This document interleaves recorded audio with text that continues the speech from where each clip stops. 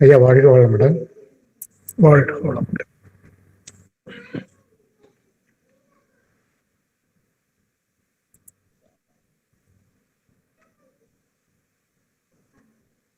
வாழ்க வையகம், வாழ்க வையகம், வாழ்க வளமுடன். குரு வாழ்க, குருவே துணை. தெய்வீக காந்த ஆற்றலால் நாம் அனைவரும் உணர்வோடும் அன்போடு இணைந்து கொள்வோம்.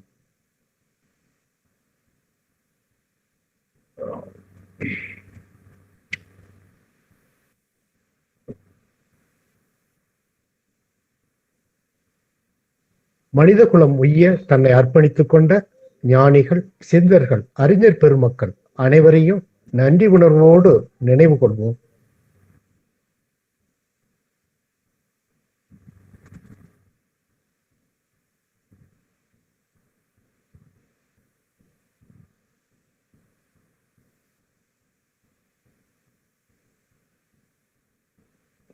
ஆசான் அருள் தந்தை அவர்களுடைய பாதம் பணிந்து அன்போடும் உணர்வோடும் நினைவோடும் வணங்கிக் கொள்வோம்.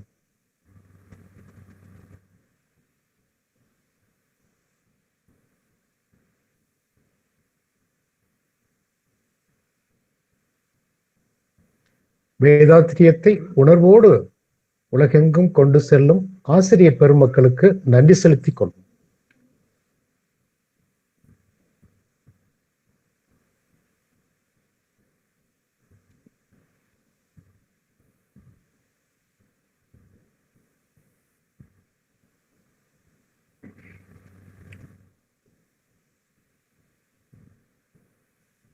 அன்பர்கள் அனைவரையும் வரவேற்று நம்மை வழிநடத்தும் ஞான ரிஷி ஐயா அவர்களே இந்த நிகழ்வை நடத்தி தர அன்புடன் பணிக்கின்றோம். வாழ்க வளமுடன், வாழ்க வளமுடன்.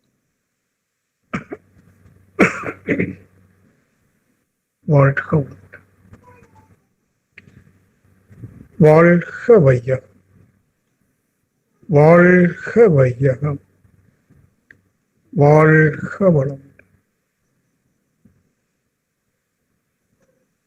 குருவே துணை. குருவின் திருவடி போற்றி, திருவடி சரணம். அனைத்து மெய் அன்பர்களையும் மகிழ்ச்சியோடு மானசீகமாக கண்டு வணங்கி வாழ்த்தி மகிழ்ச்சி அடைகின்றேன்.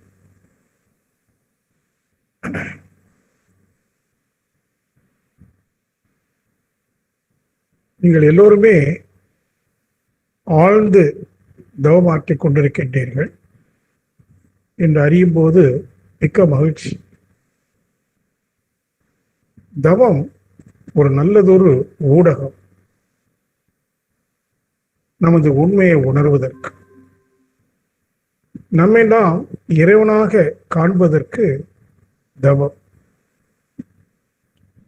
ஆகவே நீங்கள் அனைவரும் தவத்திற்கு முக்கியத்துவம் கொடுக்க வேணும். ஆனா தவத்தினுடைய உச்சம் எண்ணங்களற்ற காலி மனம். மனம் எப்போது காலியாகுதோ, ஒன்றுமில்லாமல் ஆகுதோ, அதுதான் அந்தம். ஆதியும் அதுவே.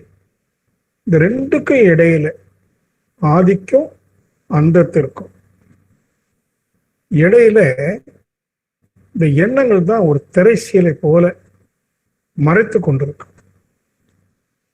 உண்மையெல்லாம் மறைத்து கொண்டிருப்பது நம் மனதில் எழக்கூடிய எண்ணங்கள். நமது இயல்பு என்னவென்றால் அந்த எண்ணங்களோடு இணைந்து பயணிப்பது, எண்ணங்களாக பயணிப்பது, எண்ணங்கள் என்னென்ன மாதிரி இருக்கோ அதற்கு முக்கியத்துவம் கொடுத்து செயலாற்றுவது. அப்ப இந்த எண்ணம் செயல், தேவையில்லாத எண்ணங்கள், தேவையில்லாத செயல்கள், இது நமது உண்மையை மறைத்து கொண்டிருக்கு. அதனால அன்றைக்கு நான் சொன்னேன், எண்ணங்களை குறைக்க வேண்டும் சொன்னா செயல்களை குறைத்து பழகணும். செயலை குறைக்கிறோம்னா தேவைகளை குறைக்கணும். அப்போ தேவையான தேவையை எப்படி குறைக்க முடியும்? தேவையற்ற தேவையை, நிறைய விஷயங்கள் தேவை இல்லை, ஆனா மயக்கத்தினால தேவை நினைத்து அதை பெறுவதற்கு செயல்புரிகிறது. அப்படி நிறைய செயல்புரிகிற போதும் பிரச்சனைகள் வரும். அப்போ அந்த பிரச்சனைகளை எப்படி சமாளிக்கிறது? அதுக்காக சிந்திக்க வேண்டி வரும். அதுக்கு ஒன்றோடு ஒன்று பின்னி நம்ம அமைதி நிலைக்கு கொண்டு செல்லாம தடுக்குது. அப்போ நீங்க எல்லாருமே எந்த இடத்துக்கு நீங்க வரணும் அப்படின்னா, தேவையில்லாததை தேவையில்லை என்று முடிவெடுக்கிற, தீர்மானிக்கிற அறிவை பெறணும். அப்போ என்ன ஆயிடும்? செயலுடைய எண்ணிக்கை குறைய ஆரம்பிக்கும். மிக முக்கியமான செயல் மட்டும் அப்பவுமே குழப்பமெல்லாம் போயிடும். மனசுல ஒரு சமாதானம் வந்துடும். அப்போ நம்ம கண்ணை மூடி கொஞ்சம் தியானத்தில் உட்கார்றோம் அப்படின்னு சொன்னா, ஏதோ கொஞ்ச நேரம் சில பல எண்ணங்கள் வரலாம், ஆனால் தானாகவே மறைஞ்சு போகும். ஏன்னா நீங்க ஒரு இடத்துக்கு வந்துட்டீங்க, ஒரு தீர்மானத்துக்கு வந்த பிறகு குழப்பம் போயிடும். தீர்மானிக்கிற வரைக்கும் குழப்பம் இருக்கும்.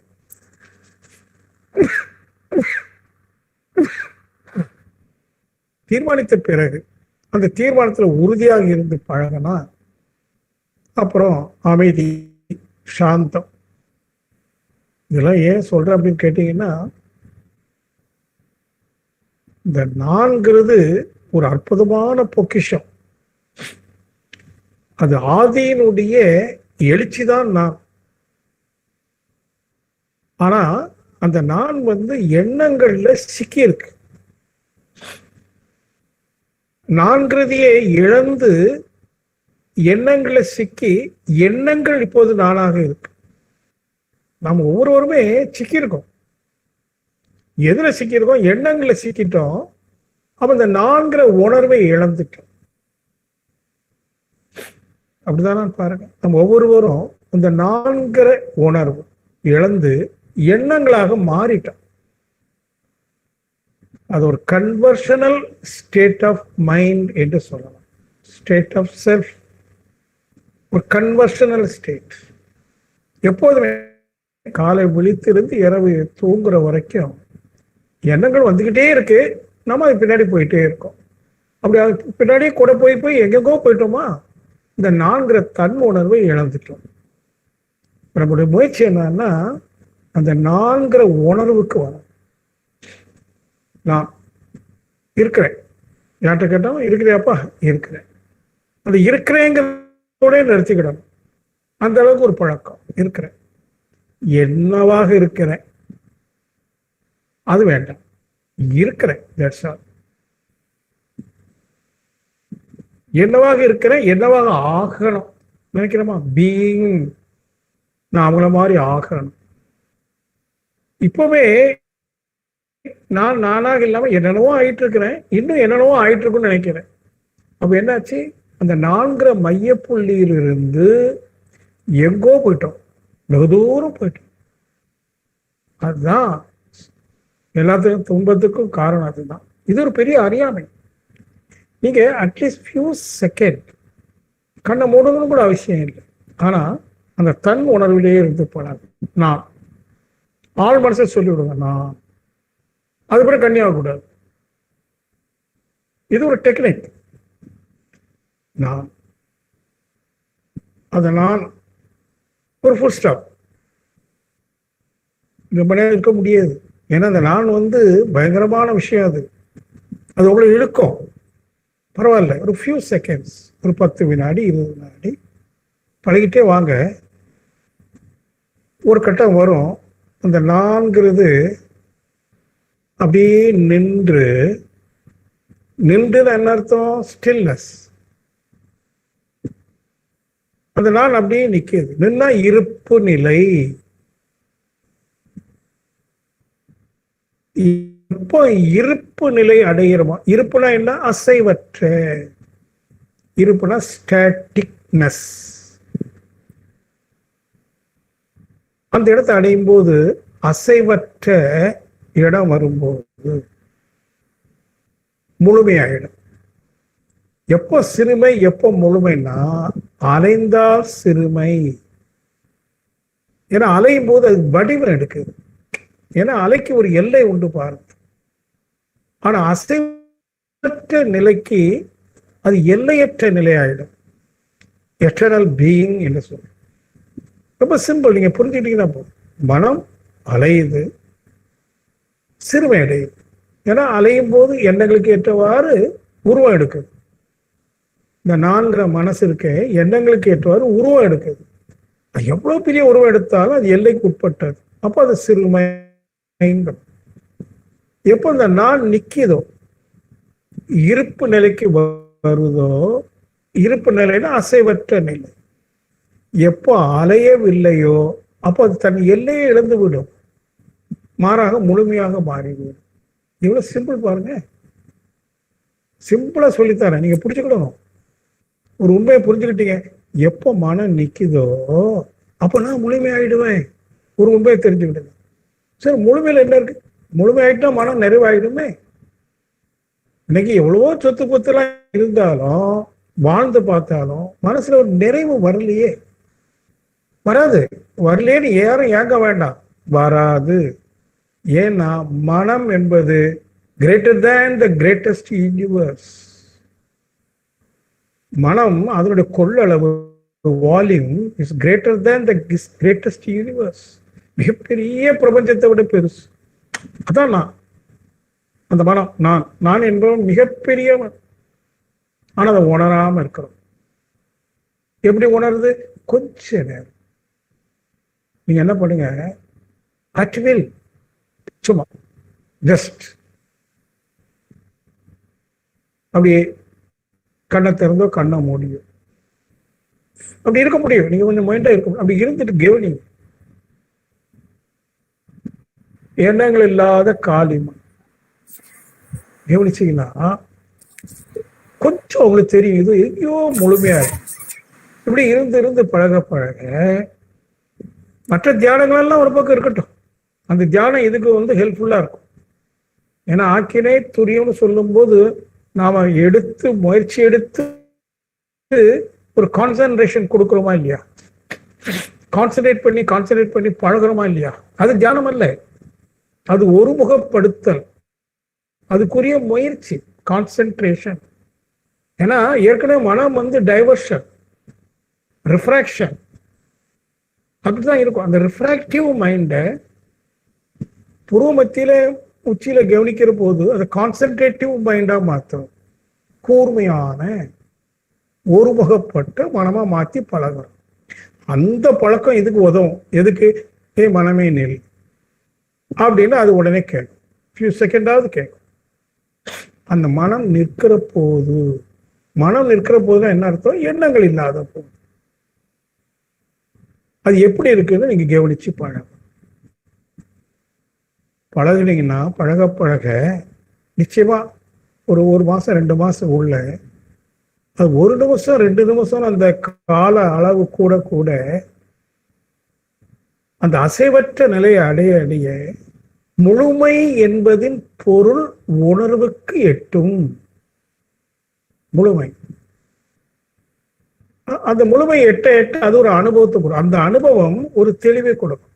நான் நிறைவா இருக்கேன், எனக்கு ஒரு குறையும் இல்லை. இந்த அறிவு தானா தெளிவாகும். இங்க நம்ம எந்த முயற்சி எடுக்கல, சின்ன முயற்சி, கொஞ்சம் அப்படி எண்ணங்களிலிருந்து விடுபட்டு இருக்கிறோம். அப்போ அப்படி எண்ணங்களிலிருந்து நீண்ட நேரம் விடுபட்டு இருக்கிறோமானால், நான் அடிக்கடி சொல்றதுதான், ஒரு நிபந்தனை இருக்கு, ஒரு பக்குவம் வேணும். என்ன பக்குவம்? சமாதானம். நினைக்கிறேன் இந்த நூற்றாண்டுல சமாதானத்துக்கு முக்கியத்துவம் கொடுத்த நபர் நானாதான் இருக்கும்னு நினைக்கிறேன். எனக்கு மனசுல நினைப்பீங்க, எப்ப பாரு சமாதானம் சமாதானம் சமாதானம். அங்கதான் இருக்கு. ஏன்னா 2000 வருஷத்துக்கு முன்னாடி நான் சொன்னேன், அந்த இயேசு மகான் என்ற இளைஞனிடம் இன்னொரு இளைஞன் போய் கேட்கிறான், எனக்கு சமாதானம் கொடுங்கன்னு கேட்கிறான். அப்போ அவர் சொல்றாரு, நான் உனக்கு கொடுக்க முடியாதுன்னு சொல்லாம வேற மாதிரி சொல்றார், இன்றாகிலும் உன்னுடைய சமாதானத்திற்கு உரியவற்றை நீ அறிந்திருப்பாயானால் நலமாக இருக்கும். அப்ப அது பெரிய விஷயம் இல்லையா? உனக்கு எது சமாதானம் தருங்கிறத நீ கண்டுபிடிச்சா நல்லதுப்பா அப்படின்னா நம்ம சிந்தனை தோன்ற. நீ கண்டுபிடி. ஏன் அமைதி இழந்த? ஏன் குழப்பம்? என்ன பிரச்சனை? இதனுடைய காரண காரியங்கள் என்ன? கண்டுபிடிங்கிற.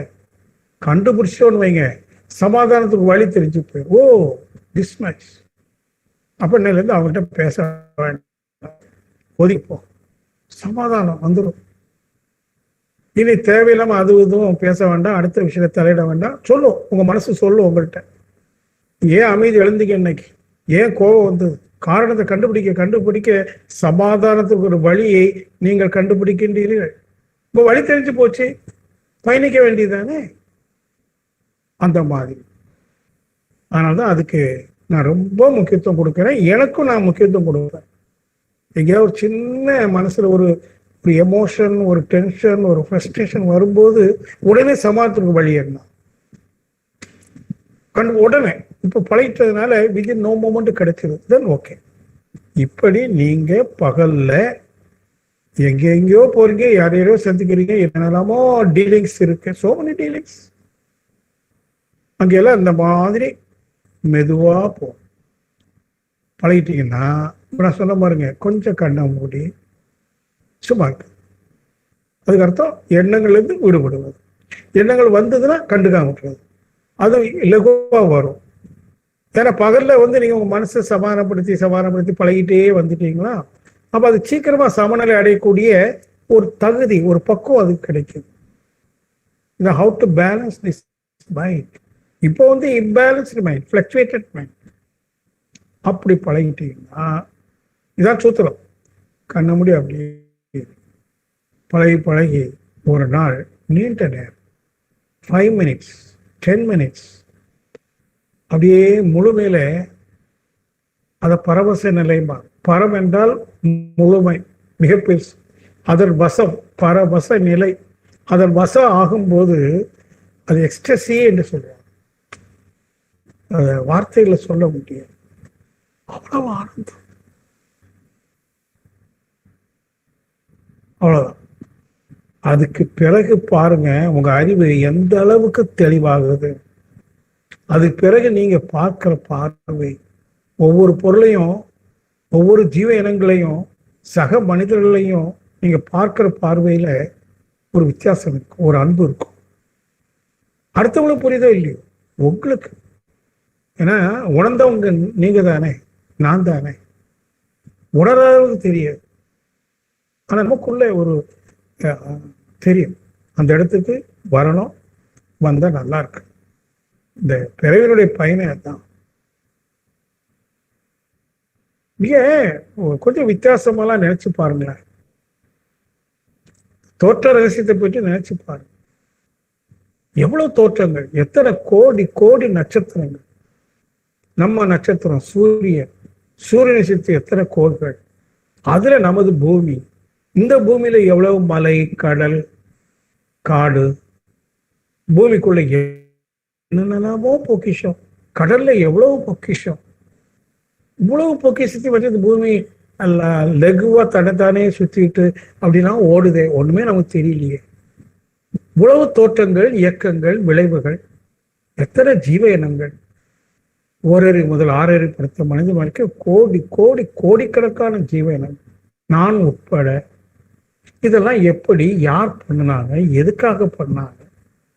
ஒரு காலத்துல யார் பண்ணாங்கன்னு கேட்டா நம்ம மதம் சொல்லிட்டு இறைவன் சொல்லி வாயை மூடிச்சு. ஒரு சில புத்திசாலி அந்த இறைவன் எங்க இருக்கிறான், எதை கொண்டு இதெல்லாம் படைத்தான் கேட்ட உடனே அதெல்லாம் நீ பேசக்கூடாது, இதெல்லாம் தெய்வ குற்றம் சொல்லி வாயை அடைச்சது மதம். Just believe it. கடவுள் அப்படியே வானத்தை பார்ப்பான், எல்லாவற்றையும் படைத்தார். முதல் நாள் அதை படைத்தார், 2வது நாள் இதை படைத்தார், கடைசியா ஒன்றை படைத்தார், அதுக்கு பிறகு உன் மனைவியை படைத்தார். என்னெல்லாமோ கதை. எல்லா மதத்திலும் இருக்கு படைப்பு தத்துவம். ஏன்னா அவர் சொல்ல தெரியும், அவன் உண்மையை உணரல, ஏதோ சொல்லி சமாளிச்சார். இப்போ நீங்க அப்படி சமாளிப்பு போகாதீங்க, நம்பாதீங்க. Don't believe. சிந்திக்க ஆரம்பிங்க. எப்படி நடக்குது உங்க உடல் எடுத்து சிந்தி. இந்த உடல் எப்படி உருவாச்சு? நீங்களா உருவாக்குனீங்க, நானா உருவாக்குனேன்? அம்மா வயிற்றுல 10 மாசம் எப்படி உருவாச்சு? இது வெறும் பிண்டமா? இதுக்குள்ள எவ்வளவு அற்புதங்கள் இல்லையா? ஒவ்வொரு உறுப்பையும் நினைச்சு பாருங்க. இதயத்தை நினைங்க, நுரையீரலை நினைங்க, வயிற்றுப்பகுதி, இறைப்பையை நினைங்க, சிறுகுடல், பெருங்குடல், அங்க இருக்கிற கல்லீரல், மண்ணீரல், கணையம், அது எவ்வளவு ரசாயனத்தை சுரக்குது, எப்படி ஜீரணிக்குது? இந்த உடல் என்ன சாதாரணமா? இது எப்படி உருவாயிற்று? என்னென்ன ஜாயின்ஸ், 5 விரல்ல எங்கெங்க என்னென்ன ஜாயின்ஸ், எதுக்கு நகம், எதுக்கு முடி, யார் வச்சா? பிளான் பண்ணி வச்சிருக்காங்களே, யார் அது? ஒரு கேள்வியை கேளுங்க, பதில் கிடைக்காது, பரவாயில்ல. முதல் முறையா வியப்போடு இந்த இயற்கையினுடைய தோற்றங்களை, இயக்கங்களை, விளைவுகளை நீங்க சந்திக்கணும். அப்ப ஏதோ ஒரு காரணத்தோடு இது நிகழுது. சும்மா நம்ம பணம் சம்பாதிச்சுட்டு 3 நேரம் நல்லா சாப்பிட்டு கதை பேசுறதுக்கு அல்ல. எனக்கு ஒரு பிறப்பு கொடுக்கப்பட்டிருக்கு. என் பிறப்புக்குள்ள ஏதோ ஒரு ரகசியம் இருக்கு, இருக்கணும். அது என்ன ரகசியம் அப்படின்னு கேள்வி கேளுங்க. வியப்பு கேட்க ஆரம்பிச்சீங்கன்னா பதில் கிடைக்கல, பரவாயில்ல. தேவையில்லாம தேடிட்டு இருக்கீங்க பாருங்க, அது நிற்கும். ஏன்னா இப்ப நீங்க உங்களை தேட ஆரம்பிக்கிறீங்க, உங்களுடைய பிறப்பை பற்றி தேட ஆரம்பிக்கிறீங்க. ஏன்னா நம்ம பிறப்பை பற்றி நம்ம யாருக்கும் ஒன்றும் தெரியாது. அப்பா அம்மா சொல்லி இந்த டேட்ல பிறந்துன்னு ஒரு டேட்டை சொல்லுவோம், அவ்வளவுதான் தெரியும், வேற ஒன்றும் தெரியாது. நம்மை பற்றி, நமது பிறப்பை பற்றி, பிறப்பின் அவசியத்தை பற்றி தெரியாம எதையோ அவசியம் நினைச்சிட்டு என்னெல்லாமோ பண்ணிட்டு இருக்கேமே. இது கால கொலை. நம்ம கொடுத்த ஒரு அற்புதமான வாய்ப்பு பிறப்பு, அது மானுட பிறப்பு. இயற்கை நம்ம கொடுத்த ஒரு மிகப்பெரிய பிறப்பு மானுட பிறப்பு. நம்ம மனுஷனா பிறந்திருக்கோம். 6 அறிவு இருக்கு, சிந்திக்கிற வல்லமை இருக்கு. ஆனா சிந்தனை எதை நோக்கி இருக்கு? எப்படி பணம் சம்பாதிக்கலாம், எப்படி ரொம்ப ஆடம்பரமா வாழலாம், எங்கேயாவது அதிகாரம் செலுத்த வாய்ப்பு கிடைச்சா அது எப்படி தட்டி பறிக்கலாம், தேடி வந்தா கூட பரவாயில்ல, தட்டி பறிக்கலாம், எப்படி மனம் போயிட்டு இருக்கு. ஆனா இப்ப நீங்க ஒரு நிமிடம் நின்று உங்களுடைய பிறப்பினுடைய ரகசியம், அதனுடைய அவசியம் என்னான்னு ஒரு கேள்வி கேட்டு இதுக்கு பதில் கிடைக்காம தூங்க மாட்டேன்னு நீங்க வந்துட்டீங்கன்னு வைங்க, உங்களுடைய லைஃப் ஸ்டைல் மாறி வேதாத்திரி மகிழ்ச்சிட்ட வந்துடுவீங்க. மீதெல்லாம் அப்போ நமக்கு தேவைக்கு போதும். தேவைக்கு சம்பாதிச்சா போதும் சொன்னாலே காலம் நிறைய மிச்சமாயிடும். ஆடம்பர வாழ்க்கையெல்லாம் வேண்டாம். எளிமையான வாழ்க்கை, ஏழ்மையான வாழ்க்கை இல்லை, எளிமையான வாழ்க்கை. சாப்பிடுவோம், நல்ல ருசியா சாப்பிடுவோம், ட்ரெஸ் போட்டுக்குவோம் அப்படின்னு ஒரு பிரேக் அடிக்கும். ஏன்னா உங்களுக்கு இப்போ தேடல் வேற இடத்துக்கு வந்துருச்சுப்பா. ட்ரூத் சீக்கர்ஸ் அப்படின்பா, உண்மையை தேடக்கூடியவர். தேடுங்கள்ங்கிற ஒரு இடத்துல கிடைக்கப்படுவார். இயேசு 2 விஷயமா சொல்றாரு. தேடாதே பாருன்னு ஒரு இடத்துல சொல்றாரு, தேடாதே பார். இன்னொரு இடத்துல சொல்றாரு, தேடுங்கள் கிடைக்கப்படுவீர்கள். 2 முரண்பாடாக இருக்கிற மாதிரி இருக்கும், ஆனா இதுல ரகசியம் இருக்கு. தேடாதே பார் என்று சொன்னது மகிழ்ச்சியை பொருளில் தேடாதே, உறவுகளில் தேடாதே, உள்ள பாருங்க. அது உன்னிடம் இருக்கு, உன்னுடைய வஸ்து, நீயாக இருக்கிற வஸ்து. Nothing but joyfulness, self is joy. சுயம்தான் மகிழ்ச்சி. அதனால பார் அப்படிங்கிறது அது நீயா இருக்குது பார். நீ வெளியில எதை தெரியாது, நீயா இருக்கு பாருட்ட. இது ஒண்ணும். இன்னொரு சிலர் தேடுங்கள் கிடைக்கப்படுவீர்கள். அதாவது நீ உன்னை இழந்து விட்டாய். நான் சொல்ல, நான் என்பதை இழந்து எண்ணங்களுக்கு பின்னாடி போய் அது சிக்கி அது கூட எங்கேயோ போயிட்டேன், நான் என்னை இழந்துட்டேன். இப்ப மீண்டும் அந்த நானை தேடுங்கள் கிடைக்கப்படுவீர்கள். அப்போ நம்முடைய ஒரு நல்ல முயற்சி என்னவா இருக்கணும்? தன்னை தேடுவது, செல்ஃப் சீக்கர்ஸ். இது நான் தேடணும். அப்ப அதுக்கு முன்னாடி கேள்வி வரணும், என்னுடைய பிறப்பின் ரகசியம் என்ன? The secret of my existence. பிறப்பின் அவசியம் என்ன? இந்த காஸ் ஆஃப் பர்த் என்ன? இதுக்கெல்லாம் நீங்க தேடணுமானா வேதாத்திரி மகர்ஷி அவர்கள், ரமண மகரிஷி அவர்கள், அவங்க சொன்னதான் நான் எடுத்து உங்களுக்கு பக்குவமா சொல்லிட்டு வரேன். ஆனா அவங்களை தேடணுமானா மைண்ட் ரொம்ப ஷார்ப்பா இருக்கணும். மைண்ட் எப்போ கூர்மையாகும்? சமநிலை அடைந்தால் மட்டுமே ஃப்ளக்சுவேஷன் இருந்தா அது வீக் ஆகிடும். மைண்டு தன்னோட ஸ்ட்ரென்த்தை இழந்துடும், சோர்வாயிடும். அப்ப அந்த மனம் கூர்மையாக உறுதியாக இருக்கணும். அப்படின்னா மனம் சமநிலை அடையணும், சமாதானம் அடையணும். பாருங்க, பழைய உங்க இல்லற வாழ்க்கைக்கு வாங்க. நீங்க உங்க இல்லற வாழ்க்கையில சமாதானம் அடையணும். இல்ல சார் நான் ஆயிடுவேன், அவங்க என்னன்னு கேட்டீங்கன்னா அதெல்லாம் லேம் எக்ஸ்கியூஸ். அவங்க அப்படிதான் இருப்பாங்க. அவங்க மாறினா நான் சமாதானம் இருப்பேன். அவங்க மாற போறதுல நீங்க சமாதானம் அடைய போறது. உன் சமாதானம் உன் கையில், உன் மனைவியின் கையில் அல்ல, உன் குழந்தைகளின் கையில் அல்ல, உன்னுடைய சமுதாயம் அரசியல்வாதிகளின் கையில் அல்ல. நீ தனியாக வந்தாய், தனியாக இரு, தனியாக சிந்தி, தனியாக உன்னை தேடு, தனியாக நீ உன்னை அடைந்து விடு.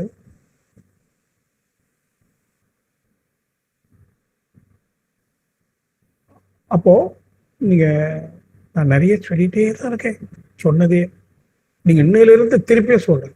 சமாதானத்திற்கு ஒரு வழியை தேடுங்கள், அந்த வழியில் மட்டுமே பயணம் மேற்கொள்ளுங்கள். பயணித்துக் கொண்டே வர வர வர அந்த சமாதானம், நிலைத்த சமாதானத்தை உங்களுக்கு கொடுக்கின்ற போது அப்படியே தேடுங்கன்னா போய் எங்க போய் தேடுறது ஒன்றும் இல்லை. சும்மா அப்படியே கண்ண மூடி அமைதியா இருந்தீங்கன்னா பிறவற்றை தேடுவதை நிறுத்துங்க. தேவையில்லாத தேடுவதை நிறுத்தினால் எது தேவையோ அதை தேடாமலே உங்களுக்கு கிடைக்கும். தேவையில்லாத தேடிக்கிட்டே இருக்கும் பாருங்க, அதை நிறுத்திட்டா தேவையானதை தேடாமலேயே உங்களுக்கு கிடைக்கும். அதான் அதனுடைய அற்புதம். No need to seek. No need to seek. Just have it within.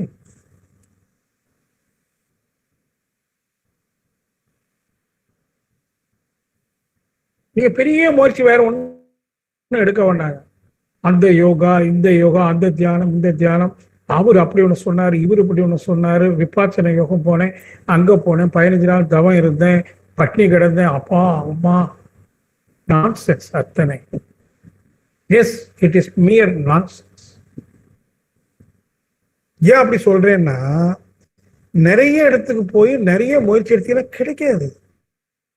உண்மை வேண்டுமானால் முயற்சியற்று இருப்பதுதான் ஒரே வழி. எஃபர்ட்லெஸ் எஃபர்ட் அப்படிம்பா. உண்மையை உணர்வதற்கு எந்த முயற்சியும் தேவையில்லை. சொல்ல போனா முயற்சி அற்று இருப்பதுதான். முயற்சி அற்று இருப்பது என்ன? எண்ணங்கள் வந்தாலே முயற்சி வந்துடுச்சு. அதான் ஈகோ. நான் என்கிற எழுச்சியின் தொடர்ச்சி வந்துடும். அது முயற்சி, செயல், விளைவு. விளைவு இன்பமா இருந்தா ஏத்துக்கிறோம், துன்பமா இருந்தா மாத்துக்க முயல்றோம். சர்க்கிள் ஓடிக்கிட்டே இருக்கும், செக்கு மாடு மாதிரி. சம்சாரம் ஒரு சாகரம். ஸ்டாப். எல்லாத்தையுமே ஸ்டாப் பண்ணு.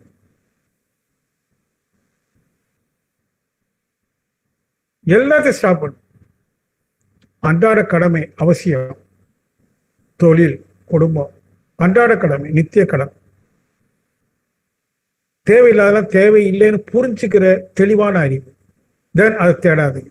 மீறி வந்தா வரட்டும், நீங்க போய் தேடி போக மண்டை உடைக்க வரட்டும்.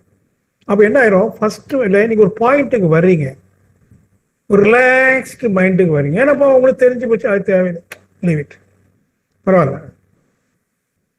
No complaints. கல்யாணத்தை கூப்பிட பரவாயில்ல, கூப்பிட்டுருந்தா போய் மெனக்கிட்டு போகணுமே, இங்க இருந்தே வாழ்த்துங்க. கூப்பிடனா பரவாயில்ல, இங்க இருந்து வாழ்த்துவோம். No problem, no problem.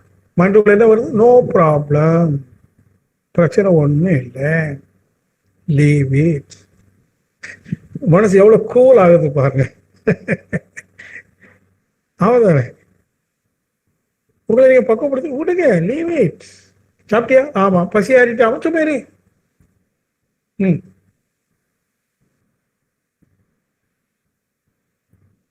Mind relax.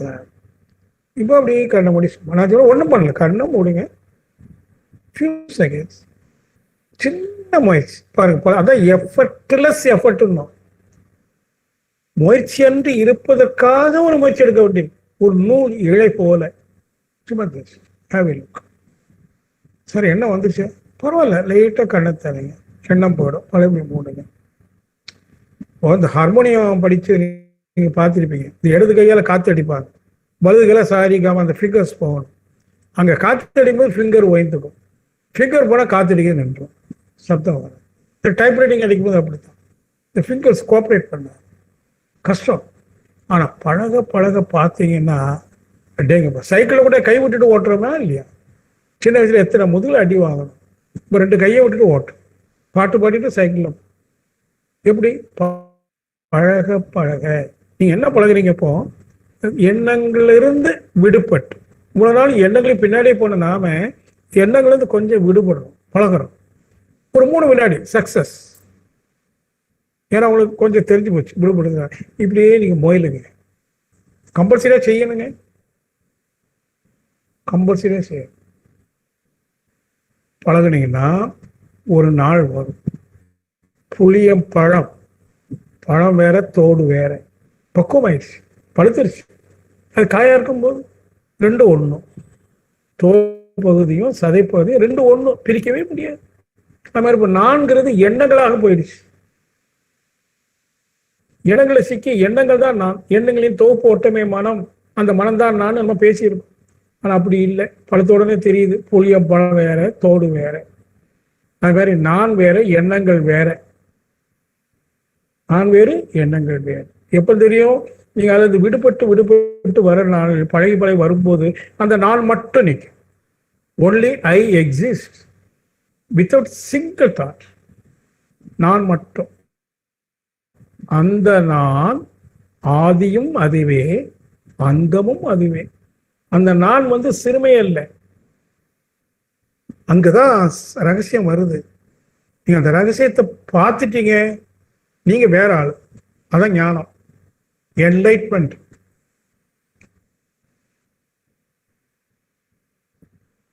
அதுக்கு பிறகுதான் சொல்ல போனா வாழ்க்கையே வருது. தன்னை உணர்ந்த எழுவாய் இல்லாம ஒரு சென்டென்ஸ் எப்படி கம்ப்ளீட் ஆகும்? சப்ஜெக்ட் இல்லை, ஆப்ஜெக்ட் இருக்கு, ப்ரெடிகேட் இருக்கு. No subject, subject is missing. So sentence is incomplete. Life is incomplete without realization of self. Our life is incomplete. Again rebirth. இல்லை பேயா வாண்டரிங் சோல். ஏன்னா வாழ்க்கைங்கிற வாக்கியம் முழுமை அடையிலையே, எழுவாய் எதுன்னு தெரியலையே. இப்ப இந்த நான்கிற எழுவா எண்ணங்களாக மாறிட்ட. இதெல்லாம் நீங்க கொஞ்சம், நான் ஏதோ கொஞ்சம் வேகமா சொல்லிட்டேன், உங்களுக்கு புரியும்படி சொல்லியிருப்பேன்னு நினைக்கிறேன். இல்லைன்னா மீண்டும் மீண்டும் பதிவு விடுவாங்க. நாளைக்கு நாளான்னைக்கு யாரோ ஒருத்தர் இதில் திருப்பாண்டிராஜோ செல்வின் ஐயாவோ அனுப்புவாங்க. நீங்க திருப்பி போட்டு கேளுங்க இவர் என்ன சொல்றாரு. ஏன்னா இதில் நல்ல அற்புதமான பாயிண்ட்ஸ் இருக்கு. இப்போ ஈவினிங் நான் வாக்கிங் நீங்கள் 6 மணிக்கு 5:55 முடிச்சிட்டேன். கொஞ்சம் மழை வரதுமா இருந்தது. 6:30க்கு குளிக்க போனோம், 7 மணிக்கு உட்காரோம். 30-40 நிமிஷம் இருக்கு. காலம் டோட்டலி வித்ட்ரால், எல்லாத்தையும் வித்ட்ரால் பண்ணிட்டு. நான் இல்லை, நான் என்கிற எண்ணம் இல்லை, நான்கிற உணர்வு மட்டும் இருந்தது. சோபாக மனசை சொல்லிட்டேன். 6:25க்கு பாத்ரூம் போ, கரெக்டா 6:24. தானா, என்னுடைய முயற்சி இல்லை. அந்த அங்க கொடுத்த காஷன், ஒரு சங்கல்பம். ஏன்னா எனக்கு கடமை இருக்கு, நான் 7 மணிக்கு உட்காரேன். இத்தனை பேர் நீங்க வரீங்கல்ல, நான் வரல. அப்போ எனக்கு அந்த பொறுப்பு இருக்குல்ல. கண்ணை முடிச்சிடும் காணாம போயிட்டு எனக்கு ஒரே 7 மணி வரைக்கும் என்ன ஆகும்? ஃப்ரெஷ் ஆகணும். அந்த இயற்கை என்னை எழுப்பி விடுது. ஏன்னா இயற்கை வேறு, நான் வேற அல்ல. இந்த மாதிரி உங்க வாழ்க்கையில் நீங்க நிறைய விஷயங்களை சந்திக்க தான் சந்தோஷமா இருக்கும். நேற்று ஒரு அன்பர் ஒரு அனுபவம் சொன்னார். அங்க கனடால டொரண்டோல இந்த இவரு சுதாகர் அவர் கியூல நிக்கிறார். ஏன்னா அங்க லாக்டவுன், ஸ்ட்ரிக்ட் லாக்டவுன். உணவுப் பொருளுக்காக கடையில கியூல நிக்கிறார். பெரிய கியூ கடைசியில் நிக்கிறார். இந்த கியூல போய் எவ்வளவு நேரம் ஆகும்னு நினைச்சாராம். ஃபியூ செகண்ட்ல அங்க வேற ஒரு அதிகாரி ஆபீசர் மேன் கம் கேர், இந்த ஒரு டோர் ஓப்பன் பண்ணி அப்படி வாங்க வாங்க வாங்க. இவர் போய் ஃபர்ஸ்ட்ல நிக்கிறாங்க. அப்பதான் நினைச்சாரா, நான் எப்போ கடைசியில நிக்கிறேன்னு. இப்ப அவர் ஃபர்ஸ்ட்ல நிக்கிறார். அப்ப கடைசியில் இந்த மனிதனை முதல்ல விட்டது யாரு? அதுல இருக்கிற ரகசியம் என்ன? அவரே சொல்ற. ஆச்சரியமா இருக்க. என்று நீ உன்னிடம் திரும்புகிறாயோ அன்று எல்லாம் உன் கையில் சேரும். நீ என்று மீண்டும் உன்னிடம் சேர்கிறாயோ அனைத்தும் உன்னிடம் சேர்ந்தது. இப்போ நீ உன்கிட்ட இல்லை, எதுவும் உன்கிட்ட இல்லை. நீ நீ உன்கிட்ட இல்லையே, அது மீன்ஸ் நீயா இல்லையே, ஆகவே தேடுறது எதுவும் கிடைக்க மாட்டேங்குது. என்று நீ உன்னிடம் வருகிறாயோ அனைத்தும் உன்னிடம் வரும். எழுதி வச்சுடுங்க இந்த வாக்கியத்தை, அற்புதமான வார்த்தை. ஓகே, இல்லையோ பேசிக்கிட்டே இருக்கும்.